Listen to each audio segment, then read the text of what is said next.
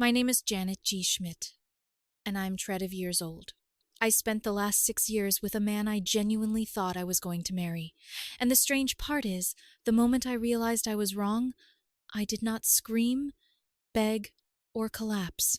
I simply said, "All right," and started undoing the future I had already paid for. His name was Cameron. We met at a friend's birthday party in 2018, one of those warm, noisy nights where everything feels easier than it should. He was funny, intelligent, and had this way of making me feel like I was the only woman in the room. I fell hard and fast. For years, I thought that meant something solid. We moved in together after 2 years. We got a dog named Benson, built routines, talked about kids, houses, retirement plans, and whose family would complain more at the wedding. Last year, I bought a ring for him. It was not flashy, but it was beautiful, simple, masculine, engraved on the inside with a private joke only we understood. I spent more than I should have, but I was ready. I had planned a trip to the mountains, a trail he loved, sunset, the whole thing. I was waiting for the right moment, which I now realize was the mistake. Sometimes waiting gives the truth time to arrive first. 3 weeks before I was supposed to propose, Cameron mentioned at dinner that his ex-girlfriend, Jenna, had reached out to him on Instagram. She was in town for a few days and wanted to catch up for coffee. At first, I barely registered it. We were watching something on Netflix, and Benson had his head on my knee. "That's cool," I said. "You don't mind, right?" Cameron asked. Something in his voice made me look up. "Why would I mind?" He smiled, but there was something rehearsed in it. "I don't know. Some women get weird about exes. Jenna is just a friend now. It's nothing. I have never been the jealous type. I trust easily. Maybe too easily. Cameron knew that about me. Looking back, I think he counted on it." "No, go ahead," I said. "Have fun." He leaned over and kissed my forehead. "I'll probably be gone 2 hours. Max 3. The date was a Saturday. When he left around 11, I was in the kitchen making lunch.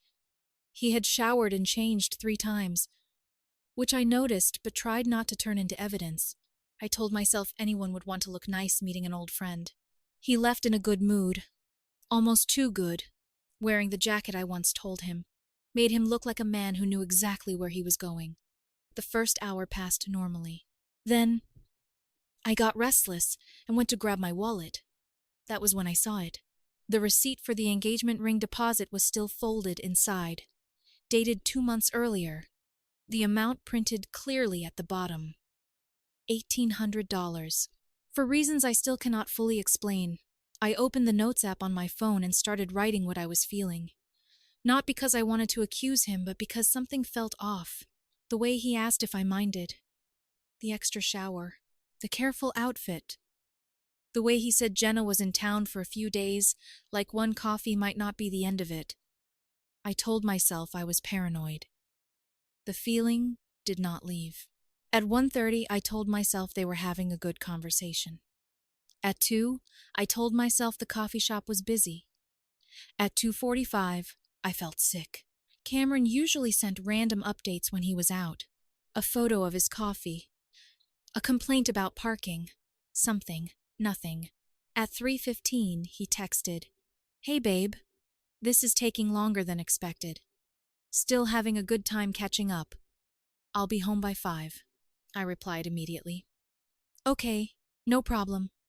But something in me had already shifted. By 4:30, I had made a decision. I took the receipt out of my wallet, stared at it for a long time, then called the jeweler's number at the bottom.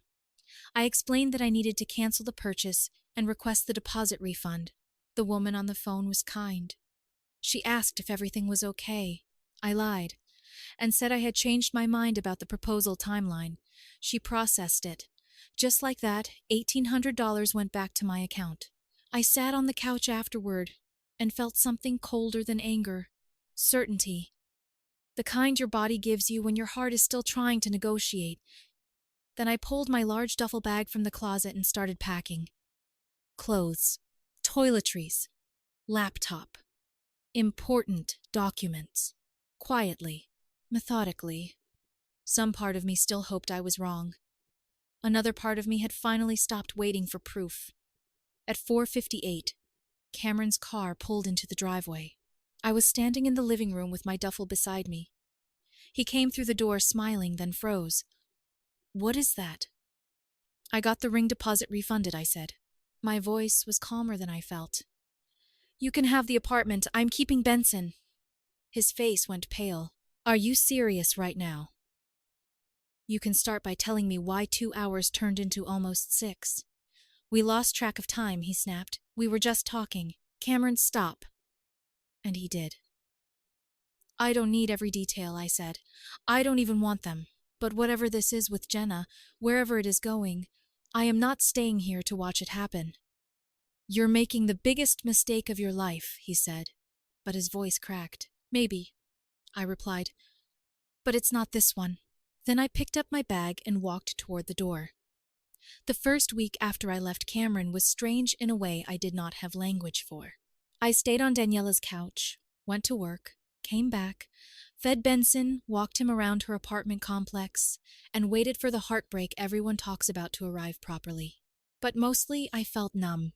Numb, and underneath that, a quiet satisfaction that made me feel guilty because it meant some part of me had been waiting for permission to leave.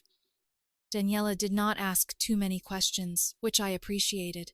She had known me since college and understood that I processed disasters better when no one tried to narrate them for me. On the second night, she put a blanket over me while I sat awake in the dark and said, "You don't have to defend your instincts to me." That almost made me cry. Cameron called me 7 times on Thursday. I did not answer. His texts came in waves, begging first, then accusing, then trying to sound mature. "Janet, please come home. You can't just walk away after 6 years. We need an actual conversation. You're punishing me for having coffee." Then on Friday, he switched tactics entirely. "You never made me feel special anyway. Jenna actually listens to me." That one made me laugh. Not because it was funny, but because it was so honest in the cruelest possible way. He was already comparing me to the woman he insisted was nothing. Saturday morning, I went back to the apartment while Cameron was supposed to be at work. Daniela drove her truck and brought coffee in a cup that said "World's Okayest Employee."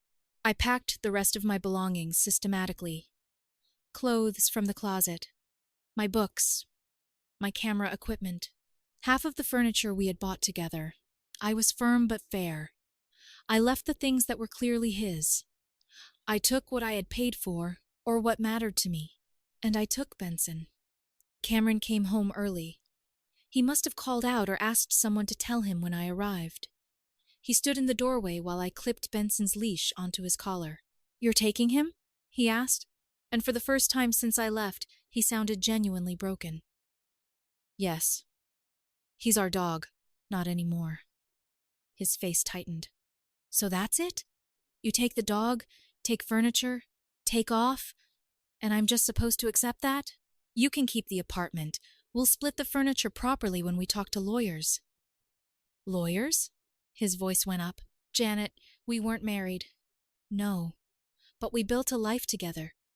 I need to formally separate what is mine from what is yours." He stared at me like I was a stranger. Maybe I was. Maybe the woman who would have softened herself to keep him comfortable had packed herself into Daniela's truck and left too. The second week, Daniela insisted I do something normal. So I went back to the gym. Something I had not done seriously in almost a year because Cameron hated going and always made me feel selfish for wanting time there after work. I ran into Simon, an old college friend I had stayed loosely connected with online. He was thinner than I remembered, tired around the eyes, but his smile was the same. "What's new?" he asked. I probably should have lied, but I was too raw for small talk. I just got out of a 6-year relationship. His face softened. "I'm sorry." We ended up grabbing lunch at the smoothie bar downstairs. He told me he was going through his own breakup. Not dramatically, not fishing for sympathy, just honestly. We talked for 2 hours about how love can turn into a house where both people are afraid to open windows. For the first time since I left Cameron, I felt like I could breathe without asking permission. During that time, Cameron kept texting Daniela, asking her to convince me to talk to him. She told me, then blocked him after he sent a paragraph about how friends should support reconciliation. I should have left it there, but one night I did something I am not proud of. I looked at his Instagram. His relationship status still said in a relationship, but he had started liking Jenna's recent photos. Then I saw one of them together at a coffee shop, then another at a restaurant. In one picture, they were holding hands across the table. He looked relaxed. Younger, like he had placed all his confusion neatly on my side of the room and walked away clean. I felt nothing looking at those pictures.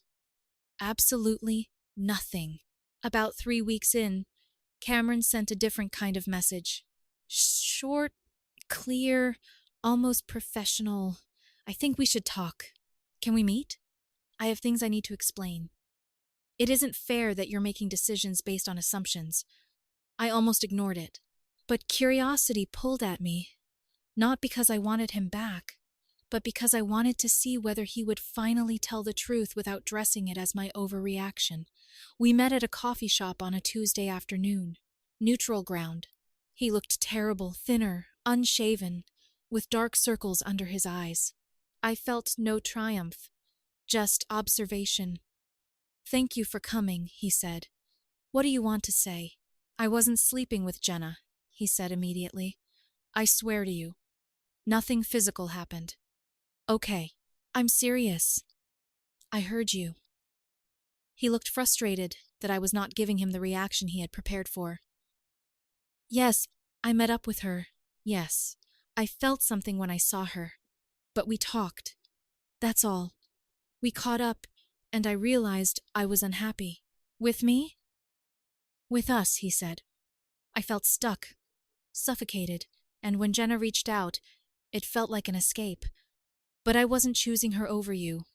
I was confused. "Why 6 hours?" I asked. "Why say you would be home by 5 and then barely make it back?" He looked down at his cup. "Because I didn't know what I was doing yet. I didn't want to hurt you." "No," I said quietly. "You were protecting yourself." His eyes flicked up. "People feel attracted to other people sometimes," I continued. "People question relationships. People get scared. But what matters is what you do with those feelings. You chose secrecy. You chose to let me sit at home with a ring receipt in my wallet while you tested another life with someone else." His mouth trembled. "I made a mistake." "I believe you," I said. "But I don't want to marry someone who needs to almost leave me to understand whether he wants me." He cried then, quietly. I let him. But I did not comfort him. 4 months have passed now. Cameron and I split everything legally and cleanly. He kept the apartment. I took Benson and moved into a small house outside the city. It was the best decision I made after leaving. The yard is uneven. The kitchen is too small, and the heating makes weird noises at night. But Benson loves it. He sleeps on my bed, gets 2 walks a day, and acts like every squirrel is a personal insult. Jenna did not last. Simon told me through a mutual friend that Cameron posted about a breakup 2 months after we ended. Apparently Jenna went back to her own ex-boyfriend. Cameron had been her rebound from her rebound, which felt too ridiculous to hurt. Simon and I have been seeing each other for about 8 weeks. Slowly, carefully, no rushing, no promises dressed as pressure. He knows I am not ready to turn kindness into a future just because it feels safe. I am in therapy, working through my fear of being left and my old habit of ignoring red flags because I thought love meant trust without questions. The ring refund is still sitting in my account. I have not touched it. I do not know what I will do with it yet. Maybe someday it will become a trip. Maybe a fence for Benson. Maybe nothing for a while. For now, it is a reminder. A friend asked me recently if I regretted how I handled the breakup. If I should have tried harder to save 6 years. No. What I regret is not trusting myself earlier. I regret thinking love meant never questioning someone, never standing up for myself, never believing my needs mattered as much as his uncertainty.